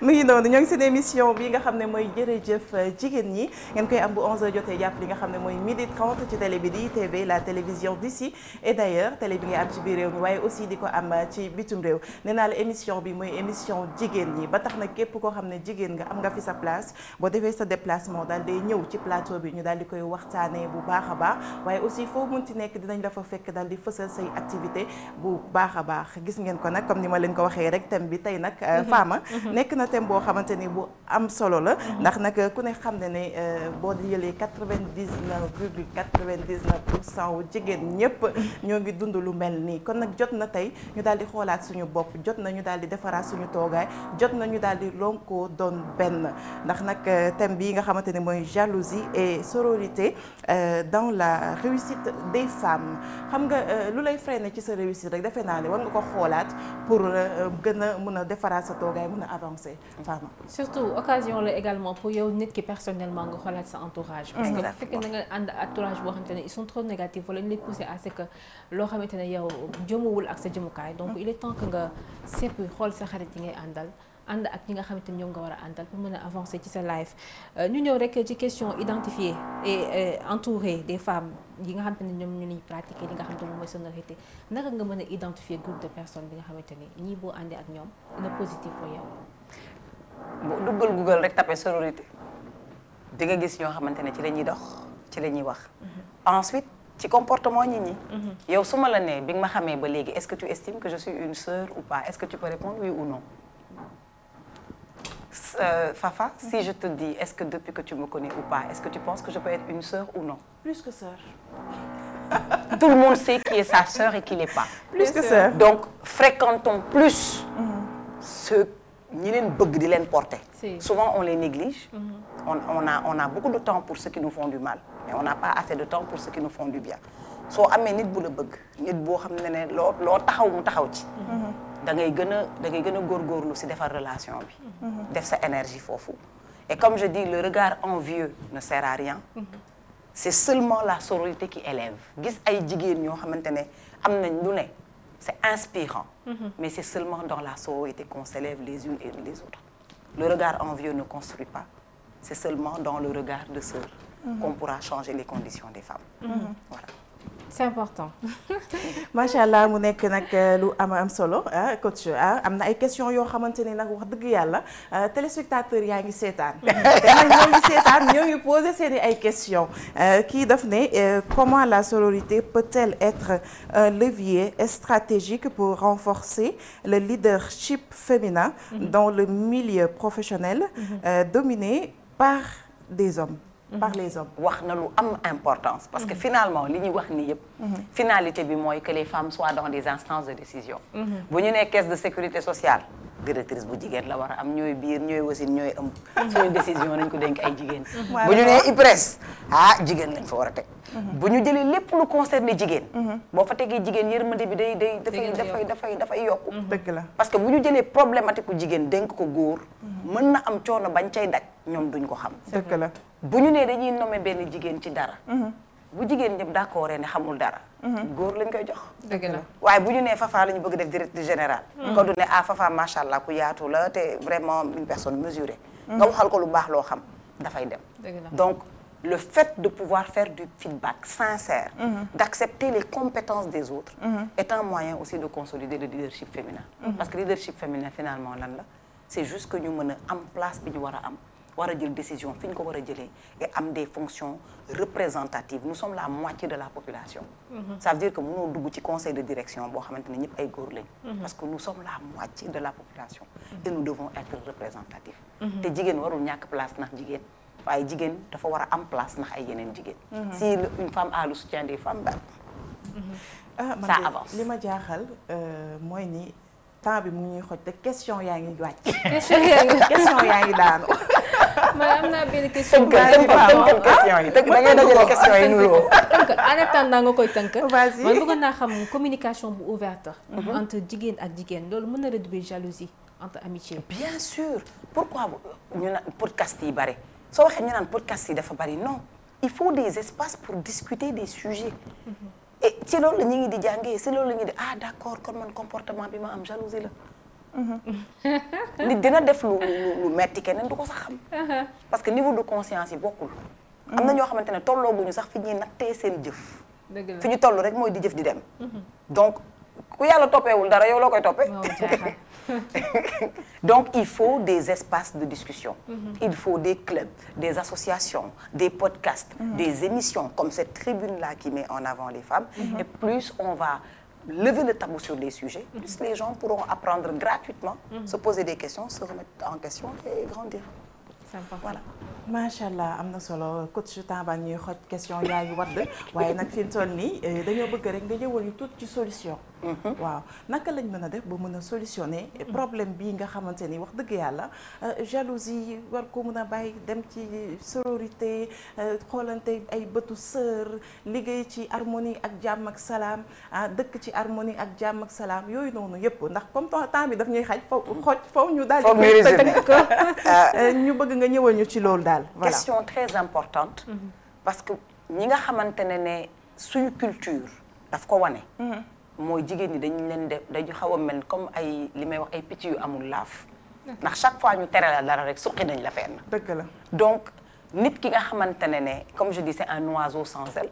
xam nga oiseau bu am laaf day naaw dem. waaye yow mi amul laaf balaa ngaa naaw di nga sonal ñëpp di nga mbëkk fépp. donc il faut qu'on revienne sur investissement éducation xale yi. bu ñu bëggee dans 20 ans mu changer. léegi lay commencer à la maternelle au primaire bokk ci programme éducatif bi. développement personnel am fa place ak compétence humaine am fa place. ñi nga xamante ne nag ay mag lañu ba pare ñaari yëf moo am soit nga am moyen accompagner wu nga ut ku la accompagner. mun na nekk coach luy rôle am mooy mu dugal la ci espace de questionnement ndax problème yi nga war a régler yëpp solution yi mu ngi sa biir xol. am nga ko. donc coach bi rôle am mooy mu activer si yow loolu nga xamante ne moo lay élever pour yow nga tontu sa ay questions. mun nga ut mentor mooy ku jaar ci yoon yow nga bëgg jaar ci yoon boobu moom mu partager ak yow accompagner la ba erreur yi mu def day xaw a nekk yow doo ko def voilà donc loolu mooy mentorat donc la solution c'est un programme éducatif qui attaque dès le primaire le développement personnel et les capacités humaines parce que waxu capacité humaine la ñuy wax fi ñu toll nii et pour les adultes la possibilité de se faire accompagner entreprise yi xam na ne que ne développement personnel mënul ñàkk foo bëggee développement professionnel mënoo ne dama bëgg nommer ay directeur te defaroo seen jikko te defaroo seen définition ci mooy lan mooy agressivité lan mooy communication non violente nit ki day violent du ko yëg dëgg la du ko xam waxee mu ne ñëpp nee nañ dama naqadi deret mais man naqadiwu ma deret bu ko ñëpp waxee y a un sujet il y a un problème. il y a un sujet moi je dis pas il y a un problème je dis il y a un sujet à explorer et des fois il faut un professionnel pour aider donc les entreprises aussi dañu war a accompagner adultes yi état def rôle am ci xale yi investir ci xale yi famille yi investir ci xale yi et bu ku nekk accompagner ku nekk rek yëf bi tabax sa bopp la rek voilà mais coach aussi li ma ciy dolli rek mooy aussi ñu jéem a comprendre ante noonu lañ ko par force il faut nga jéem a c'est-à-dire doone man Fafa nii laa mel force Fama nii la war a mel loolu moom mënu nekk sax man nii laa mel force coach di la war a mel il faut ku ci nekk nga jéem a comprendre sa morom ci état d'esprit bu mu nekk mentalité bi muy doxee et tout ça boo ko cerner ba pare nag nga doog a xool comment ngay def pour mën a dund ak moom voilà boo ko mënee jox tamit ca sa xel ba nga am nga jox ko bu ko nanguwul nga toog voilà et on voit les gens on les voit avec notre regard ça veut dire que yow regard bi nga am sa ay limites aussi dafay jouer ci regard bi nga am yow ni ngay gisee situation bi dafa am problème il m'arrive may coacher benn groupe kenn expliquer le problème bu rëy mais yow doo gis problème bi fu mu nekk waaw parce que ku nekk yow sa parcours day déterminer ni ngay gisee àddina moo tax il faut que ñu nangul nit ñi ku nekk ni nga mel dëgg la après nag ñëpp ku nekk am nga levier wu góorgóorlu ci sa bopp état am programme pour ñëpp góorgóorlu ci seen bopp entreprise yi renforcer les compétences humaines des gens parce que souvent dañu lay former ci lan tu es animatrice on te forme sur l'animation mais on devrait te former sur le développement personnel sur la croissance personnelle sur la communication non violente sur le langage verbal non verbal sur la prise de parole en public jàng du jeex te dañ ko néewal donc plus ñuy jàng plus ñuy bañ a nekk ci situation bi nga xam ne dañuy xool nit ne kii nit fu mu yegg du ma fa yegg parce que la confiance en soi c'est la confiance en ses compétences qu'elles soient techniques ou humaines donc renforcement bi ak fu mu mënti ñëwee rek day tax nit ñi gën a solide day tax ñu am comportement bi ñu war a am. Aïcha mi ngi noonu mu nekk lu am solo comme li ma koy baaxoo di wax souvent rek nee naa on n'est pas obligé de s'aimer mais on doit s'accepter pour que ñu mën a bokk liggéey ci jàmm ñu mën a bokk dëkk ci jàmm coach nee naa la saa yoo ñëwee waaye coach est-ce que ñu ko def tous les jours léegi. génn leen ci li ngeen nekk génn leen ci li ngeen nekk ba mu set. mais kontaan nañ ci moom Fama. merci beaucoup di la gërëm di la c'est toujours un sant plaisir. di la bàyyi nga tàggatoo ak téléspectateurs yi ba mardi incha allah. merci beaucoup maa ngi leen di gërëm di leen sant di leen ñaax ci sujet bi ngeen xool ko seetaanaat ko janoo ak seen seetu évaluer seen bopp def seen auto coaching ba pare update seen bopp jigéen day nekk au taquet donc on vous attend update seen bopp update seen bopp waaw dama ko bëgg parce que dëkk bi jigéen ñi ñoo ko yor dëgg la waaw macha allah Fama waxtaan bi neexoon na torop franchement man plaisir la pour man may toog di bokk ak moom plateau muy waxtaani jigéen parce que à chaque fois daf ma yokk à chaque fois daf may apporter plus à chaque fois day tax ma génne yenn jikko yoo xamante ne nekkoon na ci man te au final daf may handicapé donc ça a été un plaisir toujours plaisir partagé merci beaucoup mu ngi noonu di bégg bu baax a baax tey nag ki may remercier mooy sama yaay Ajaratu Sow Jotu Sall alias Good Mose depuis Tiwaawan kooku sama yaayu xol la kooku nu ma mel tey moo ko def si man macha allah je n'ai qu'une amie je dirais muy moom te mën na mooy sama yaay moo ma jur sax laay wax problème bu ma am ak nit du ma dem waxtaanee ko sama xarit du ma dem waxtaanee ko qui que ce soit moom laay dem tëdd ci ay tànkam yaay lii ak lii même bu ma amee copain lu ma wax dama ñëw yaay diw ne na ma lii ak lii man da ngay kaa ak sa yaay comme man donc di ko remercier bu baax a baax ma maman à moi je te remercie merci d'être dans ma vie merci d'être présent pour man di la jaajëfal bu baax a baax merci également à mes oncles ku ci mel ne Malick Sène tonton Jules Sène tonton Dis également tonton Cheikh Ndiaye maa ngi lay béggee bu baax a baax merci également à mon oncle adoré Serigne Baye di ko béggee bu baax a baax donc mu ngi doon amis chers téléspectateurs ça a été un immense plaisir pour ñun ñu àndandoo ak yéen ci biir jërëjëf jigéen ñi ñu jox leen dig daje jeudi incha allah ak Absa. Aïcha mi ngi noonu jeudi nga ànd ci ak Absa macha allah mu ngi noonu di gërëm di sant ñëpp ñi nga xamante ni ñoo ngi ñu doon seetaan di man tamit damay wax bienvenue suñu bébé Kumba di masawu bu baax a baax ma femme chérie Awa kooku nga xamante ni macha allah nee naa la dafa baax gën ci man bi mu accouché ba tey dafa jaaxle ndax xam naa ni moom sama bébé Mouhamed dina ko namm lool donc di gërëm di sant di nuyu sama waa kër yëpp sama yaay Sophie Kiné tata Mariama Mam Diara donc yéen ñëpp maa ngi leen di nuyu di leen ziar di kontaan bu baax ci yéen waaye tamit di kontaanee ñi nga xamante ni rek ñooy les hommes de l'ombre ñoom ñi nga xam ne ñoom ñoo tax affaire yi daal di yemb tonton Dami ñoo ngi koy jaajëfal fàttewuñu Laay fàttewuñu Assane Niaw Bousso ñoo ngi lay jaajëfal bu baax di jaajëfal tamit Rama waaye tamit Rima Beauty mi nga xamante ni moo jaar ci maquillage mu yaañ ji lool rafet ñoo ngi koy jaajëfal di ko kontaanee bu baax a baax bii baa ci digital bi waaye duñ fàtte benn yoon Paul aussi ci montage bi donc di leen jaajëfal bu baax di jaajëfal ma ami maison des femmes waaw laay xam nga rek na woon fa woon da nga koy daal di zoom rek ñu daal di génne bijoux yu yaañ yu baax yi numéro de téléphone baa ngi noonu woo leen ko du ngeen ko réccu benn yoon nee naa leen bijou bu rafet bu ngeen gis ma takk rek bu leen laajte c'est ma ami maison des femmes mu ngi foofu ca Mamel woo leen ko ngeen am ci bijoux yu rafet yi nee naa la kër jeeg jàngoo kër njagamaar yi kër jànq ji bu ngeen fa demee du ngeen ko réccu benn yoon ay ca kon di leen jaajëfal di leen jox rendez-vous lundi incha allah d'ici là portez-vous merveilleusement bien gardez le sourire et la pêche le meilleur est à venir à lundi au revoir. Êtes-vous prêt à redécouvrir la magie intense d'un produit d'exception? Une seule goutte pour prendre le contrôle de votre cuisine. Des arômes, du goût et des saveurs incomparables. Faites gronder le tonnerre qui sommeille en vous et réveillez-vous en chef cuisinier.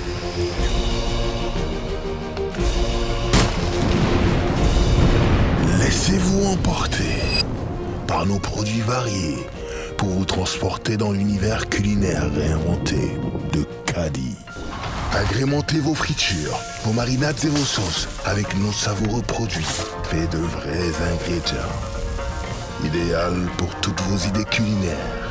Faites-nous confiance et maîtrisez votre cuisine. Kadi, réinventez tous vos plats. Bienvenue dans le showroom de Ombilico Ameublement. Ombilico a toujours été connu comme spécialiste de l'élégance et des plus belles robes de soirée. Mais depuis quelques années, le showroom de Ombilico a changé en ajoutant une passion, la passion de l'ameublement. Regardez vous-même.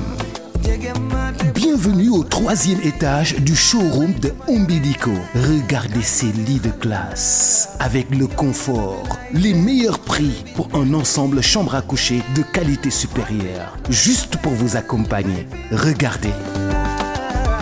Le meilleur de la décoration d'intérieur, oui, la décoration d'intérieur est une passion chez nous. Une passion. Regardez, appréciez, je sais que vous allez aimer. Faites un détour chez Ombilico Ameublement. Vous serez agréablement surpris. Connaissant votre exigence pour la qualité, le rapport qualité-prix se trouve ici. xoolal suñu salon Ombilico yi lii ci salon yoo xam ni mosoo ko gis fenn te salon yi njëkk yi ci boppam dafa àndandoog douceur ni Ombilico àndeek douceur ci lépp xoolal ma lii ci salon yu rafet xoolal ma lii ci décoration d'intérieur léeg-léeg nga ni sofa tubaab baa ko wax léeg-léeg nga ni table basse tubaab baa ko wax léeg-léeg nga ni ensemble salon en cuir tubaab baa ko wax léeg-léeg sax nga ni ensemble chambre à coucher bu rafet waaye xoolal salon yi nii nga xam ne noonu la rafetee suñu mannequin bu yanj bii di Aram dafa ñëw ngir changer li nga xam ne moom moo di ameublement am war a tànn salon yu rafet salon yu toog tànn tamit chambre à coucher yoo xam ni macha allah lii lépp ci ay salon tànnal sa bu la neex ci qualité Ombilico Ameublement. waxoon naa la ko de loo am ñëwal Ombilico jàppale la loo am ci xaalis ñëwal sax ngay verser ba mu mat nga daal di jël li nga xam ni moom moo di sa salon. Ombilico dafa jug ngir jàppale la gunge la ñëwal xool suñu showroom da ngay yéemu ci li nga xam ni moom moo di suñuy meuble yoo xam ni lépp qualité la. ñi ngi nekk fii ci wetu stadium Marius Ndiaye stade du basket bi fii ci Liberté 1 jëlal suñu numéro de téléphone 33 825 89 57 wala 77 762 37 47 wala sax 77 519 18 04. tànnal sa salon tànnal sa meuble de couloir tànnal sa chambre à coucher wala sax nga daal di tànn say meuble ma fière ci Ombilico ni mu évolué tey jii ngir servir bépp sénégalais.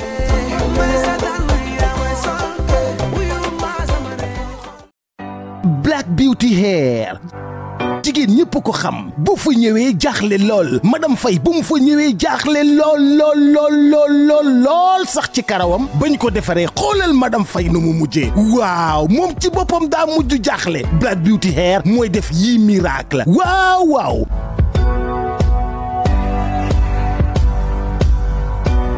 madame Faye ni kontaan na lool sax gannaaw madame Faye ki nga xam ni moom moo di Awa daal di yegsi jaaxle lool ci boppam moom ci boppam dafa mujj tiit ci boppam naka lañ ko mën a defaree ba mu baax ba ko Black Beauty Hair ne pare nga ma mu ne pare na waaw Black Beauty Hair daal di ñëw lii la def Awa ci boppam gëmeewu ko xoolal li nga xam ne moom moo di liggéeyu Black Beauty Hair Black Beauty nii rek ngeen mën a mel toppatoo jigéen ñi madame Sall daal di ñëw xoolal madame Sall moom karaw ga coqatiku leel ba avancé lool ba ñu ko jàppee ba defar ko ba ñu ko defaree ba noppi xoolal madame Sall waaw madame Sall ci boppam gëmeewu ko kon ñëpp ñi ngi waajal di dem fi nga xam ne moom moo di Black Beauty Hair bañ ko waxee ki nga xam ne moom moo di Alima moom tamit mu daal di ñëw ñu ne ko Alima yow li law bëgg mu daal di wax li mu bëgg ñu daal di ko ne Alima ay ca kon ñu dem Alima xool leen na nga xam ne noonu la ko Black Beauty daal di def Black Beauty Hair kenn du ñoom Black Beauty Hair waaw ñoo mën a sagal jigéen toppatoo ko ci wàllu coiffure xoolal madame Fall keroog madame Fall bu mu ñëwee ñu xool bopp bi daal di koy defaraat daal di ko ne madame Fall pare nga mu ne waaw loo bëgg mu ne bàyyi naa leen sama bopp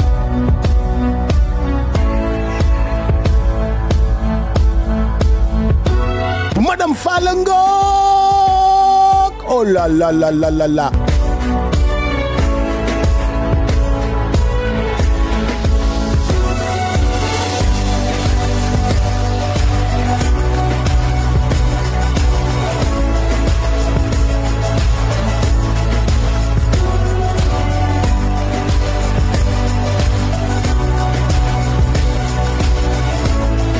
Black Beauty Hair nekk fii ci rond-point JVC fii nga xam ne moom moo di ci 2 voies Sacré-Cœur yi wala centre ville suñu numéro WhatsApp 77 767 46 46.